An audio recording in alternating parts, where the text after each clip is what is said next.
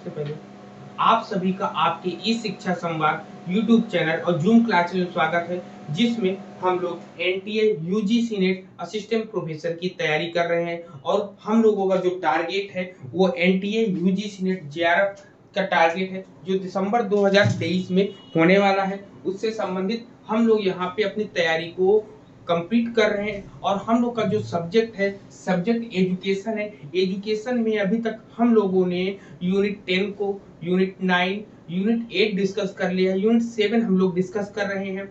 यदि जो लोग इस चैनल पर नए होंगे वो प्लेलिस्ट में जाएं और यूनिट 1, 2, 3, 4 मतलब 8 यूनिट को भी मैंने डिस्कस कर रखा है बहुत अच्छे तरीके से।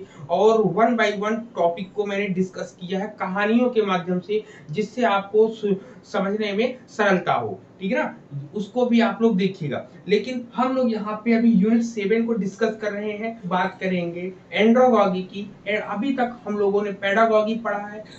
हम लोग को पेडागॉगी का भी कंसेप्ट अपने माइंड में रखेंगे, तभी हम एंड्रोगॉगी को पढ़ेंगे।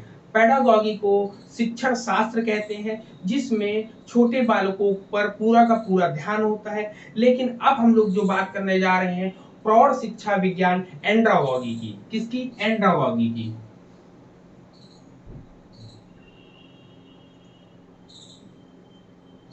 ठीक, इसको बोलते हैं प्रौढ़ शिक्षा विज्ञान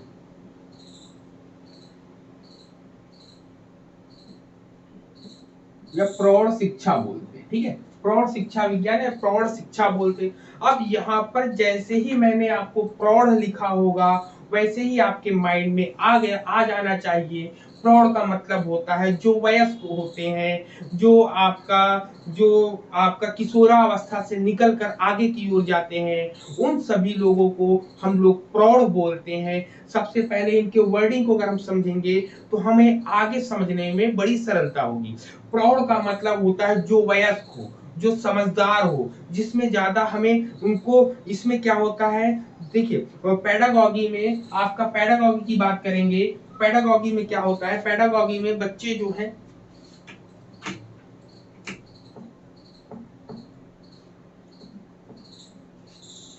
ठीक, पेडागॉगी में क्या होता है, पेडागॉगी में बच्चे को हम खुद पढ़ाने जाते हैं, बच्चे के ऊपर पूरा कंसंट्रेट करते हैं, उसको पकड़ पकड़ के उसको ध्यान में डालते हैं कि नहीं पढ़ो तुम पढ़ो। लेकिन एंड्रोगॉगी में जस्ट इसके अपोजिट होता है।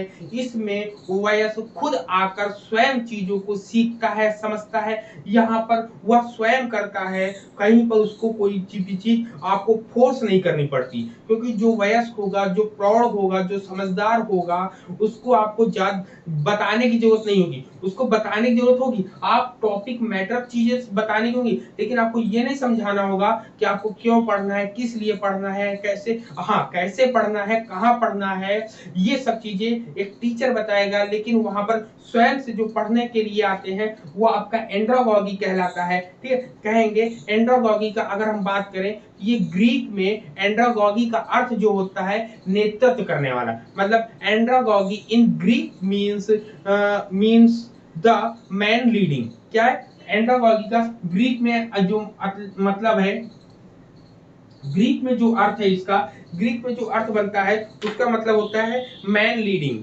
क्या होता है? The man leading. लिखिएगा, the man leading, the man leading. ठीक है, मतलब नेतृत्व करने वाला व्यक्ति, नेतृत्व करने वाला। अब नेतृत्व करने वाला व्यक्ति क्या होता है?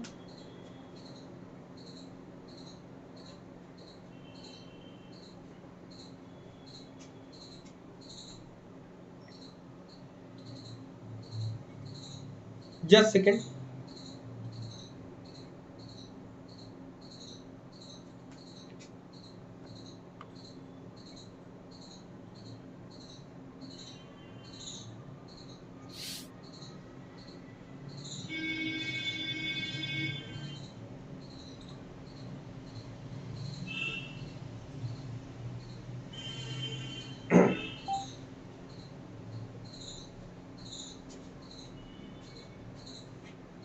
इसमें नेतृत्व करने वाला व्यक्ति कौन होता है, इसके बारे में मेरी आवाज आ रही है आप सभी को?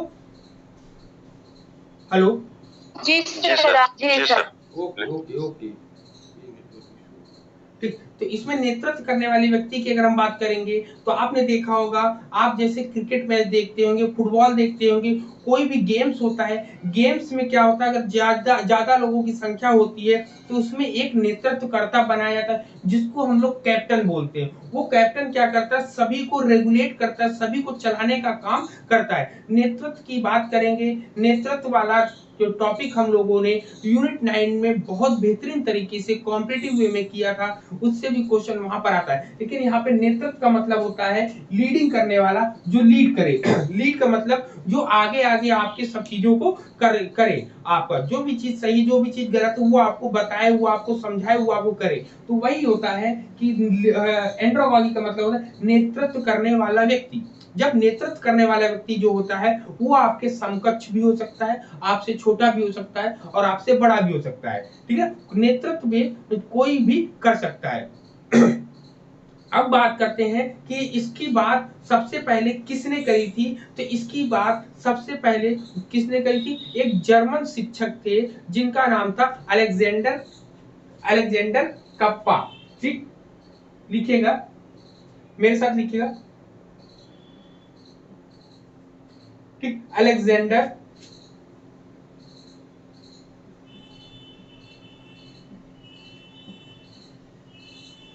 ठीक, ये है अलेक्जेंडर कैप। अलेक्जेंडर कैप क्या है, ये मूल रूप से जर्मन शिक्षा शास्त्री थे। कहते हैं Alexander Kapp, a German educator, originally used the term andragogy in 1833। मतलब अलेक्जेंडर कैप जो है एक जर्मन शिक्षक थे जिन्होंने मूल रूप से 1833 ईस्वी में एंड्रोगॉगी शब्द का इस्तेमाल किया था। ठीक है ना, कब किया था इस्तेमाल, 1833 ईस्वी में इन्होंने क्या किया था, सबसे पहले इस एंड्रोगॉगी या एंड्रोगॉगी शब्द या प्रौढ़ शिक्षा विज्ञान की बात करी थी इन्होंने। ठीक है ना, इन्होंने बात करी थी। क्लियर है पॉइंट यहाँ पर, बताइए। जी सर। Okay okay. लेकिन इसमें एक नाम आपको और मिलेगा कि एंड्रोगॉगी जब इसमें बात कर ली, लेकिन इसमें एक नाम आपको मिलेगा, मेलकम नॉस। क्या मिलेगा, मेलकम नॉस का मिलेगा। ठीक, मेलकम नॉस।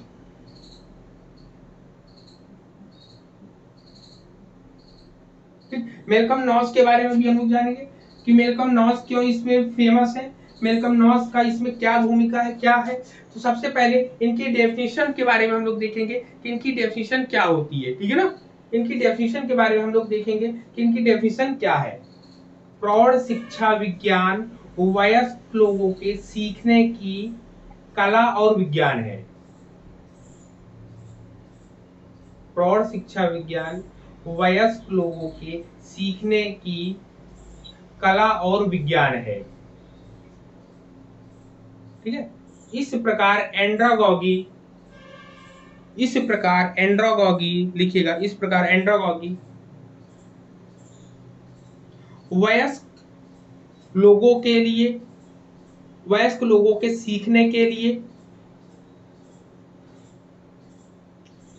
किसी भी रूप को संदर्भित करती है। बात करेंगे हाँ कि मेलकम नॉज ने वो क्या है, मेलकम नॉज ने 5 अजम्पशंस की बात करी है, 5 अजम्पशंस ऑफ एडल्ट लर्नर की बात। लिखेंगे, इसको साफ कर दें तब लिखते हैं, लिखेंगे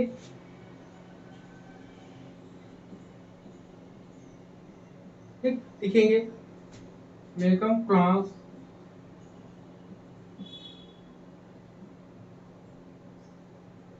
ठीक, मेलकम नॉज ने 5 अजम्पशंस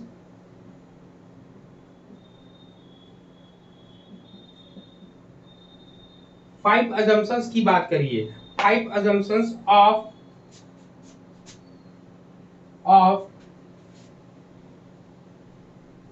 adult learner। ठीक है, एडल्ट लर्नर्स की बात करिए आपकी।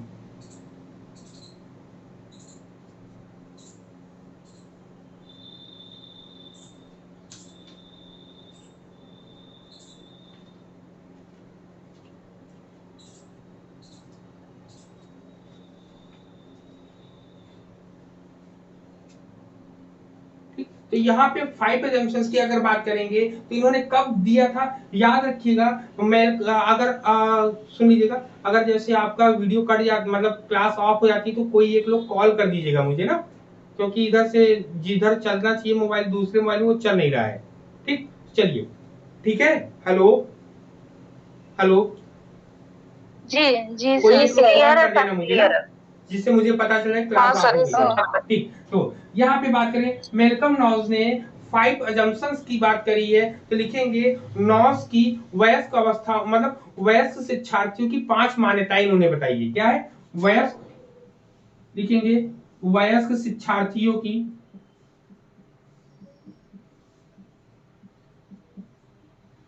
वयस्क शिक्षार्थियों की 5 मान्यताएं। ठीक, वयस्क शिक्षार्थियों के लिए उन्होंने 5 मान्यताएं बताई हैं। कह सकते हैं कि इन 1980 नॉस made 4 assumptions about the characteristics of adult learner that are different from the assumptions about child learner। ठीक है, मतलब 1900, अगर हम बात करें कि 1980 में इन्होंने कितने assumptions की बात करी थी, 4 assumptions की बात करी थी, लेकिन 1984 में इन्होंने टोटल कितने कर दी, 5 assumptions कर दिए थे। अब ये 4 और 5 की कहानी क्या है, इसको भी हम लोग समझ लेते हैं। सबसे पहले नंबर 1 पे आपका आता है सेल्फ कॉन्सेप्ट आता है, लिखेंगे सेल्फ कॉन्सेप्ट। ठीक, सेल्फ कॉन्सेप्ट आता है, जिसको बोलते हैं आत्म अवधारणा या स्व अवधारणा होती है। क्या होती है? स्व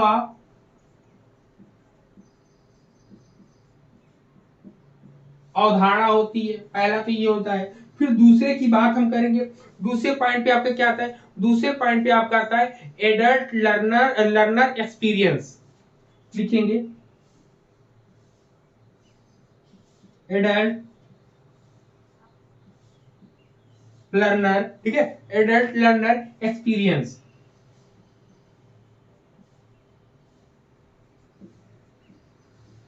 ठीक, एडल्ट लर्नर एक्सपीरियंस, जिसको बोलते हैं वयस्क शिक्षार्थी अनुभव। क्या बोलते हैं? वयस्क शिक्षार्थी अनुभव, वयस्क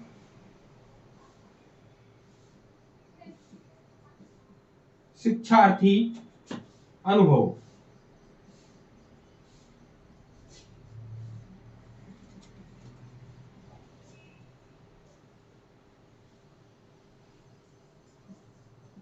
ठीक, फिर इसके बाद नंबर 3 पर जो आपका आता है, नंबर 3 पे जो आपका आता है, उसको हम लोग बोलते हैं readiness to learn.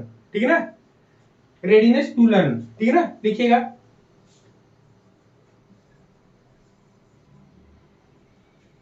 Readiness to learn, जिसको हम लोग क्या बोलते हैं, सीखने की। तो यहाँ पर हम लोग 5 assumptions की बात कर रहे थे। यहाँ पर इतनी चीजें पॉइंट हम लोगों ने डिस्कस किया कि 5 assumptions की हम लोग जब बात कर रहे हैं, तो जिसमें सबसे पहले वयस्क शिक्षार्थियों की 5 मान्यताएं किसने बताई है, मेलकम नॉज ने बताई है आपकी। लेकिन 1980 में जो इन्होंने 4 मान्यताएं बताई थी, फिर 1984 में इन्होंने 5 मान्यताएं बताई हैं, जिसमें पहला, सबसे पहला है सेल्फ कंसेप्ट, स्व अवधारणा की बात करिए। दूसरे में एडल्ट लर्नर एक्सपीरियंसेस की बात करिए। तीसरे में रेडीनेस टू लर्न बुक की बात करिए। चौथा आपका ओरिएंटेशन टू लर्निंग की बात करिए। क्या चौथा पॉइंट हम लोग यहाँ पर लिख देते हैं, 4 नंबर पॉइंट क्या है, चौथे पॉइंट में हम लोग यहाँ लिखते हैं, चौथा पॉइंट अब क्या है, ओरिएंटेशन, लिखेंगे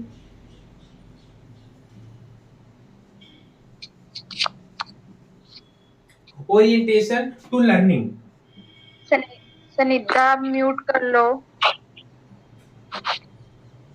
ओरिएंटेशन टू लर्निंग की बात करते हैं हम लोग, ठीक है ना। ओरिएंटेशन टू लर्निंग मतलब सीखने के लिए अभिविन्यास,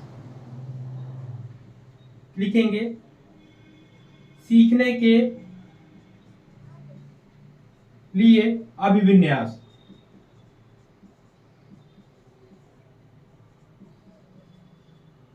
अभिविन्यास। और 5वां नंबर जो है, 5वां पॉइंट आपका आता है मोटिवेशन टू लर्न। क्या आता है सर इसमें तो 4 ही बताए थे ना। ये 1980 में 4 बताए थे, लेकिन 1984 में इन्होंने एक और बढ़ा के 5 कर दिया, तो 5 के पांचों हम लोग यहाँ पे डिस्कस कर रहे हैं। ठीक है ना, 5 के पांचों पॉइंट को हम लोग यहाँ पर डिस्कस कर रहे हैं। 1980 में मोटिवेशन टू लर्न, ठीक, मोटिवेशन टू लर्न, जिसमें बोलते हैं सीखने के लिए प्रेरणा, लिखेंगे सीखने के लिए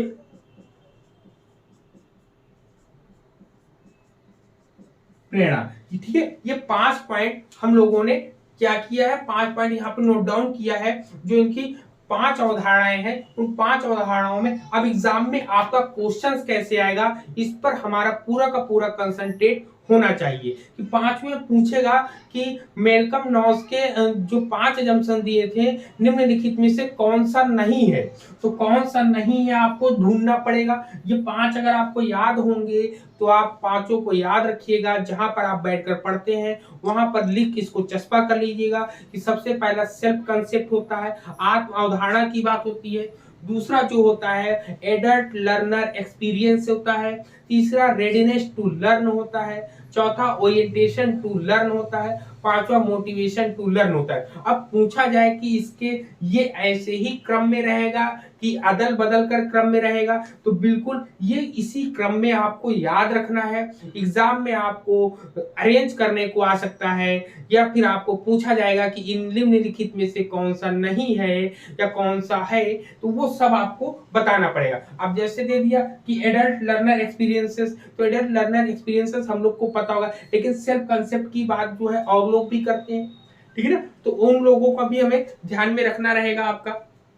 ठीक, तो ये रही आज हम लोगों ने मेलकम नॉस एंड्रोगॉगी पढ़ा कि एंड्रोगॉगी क्या होता है। एंड्रोगॉगी की बात अगर किसने करी है तो आपका मेलकम नॉस ने इसमें 5 अजम्पशंस की बात करी है, लेकिन इसमें अलेक्जेंडर कैप ने जो है इसकी 1933 ईस्वी में सबसे पहले इसकी बात करी थी। ठीक है, इस शब्द की 1833 सॉरी 1933 मैंने गलत बोला है, 1833 ईस्वी में एंड्रोगॉगी शब्द का प्रयोग सबसे पहले अलेक्जेंडर कैप ने किया था। लेकिन मेलकम नॉस का नाम क्यों आता है, मेलकम नॉस ने इसमें जो है प्रिंसिपल्स की बात करी थी और इन्होंने 5 अवधारणाएं दी थी, 5 मान्यताएं दी थी, जो कि वयस्क लोगों की शिक्षा के लिए प्रौढ़ शिक्षा विज्ञान में बहुत महत्वपूर्ण भूमिका निभाती है। तो चलिए नेक्स्ट वीडियो में मिलेंगे, नेक्स्ट क्लास में हम मिलेंगे, तब तक के लिए सभी को जय हिंद।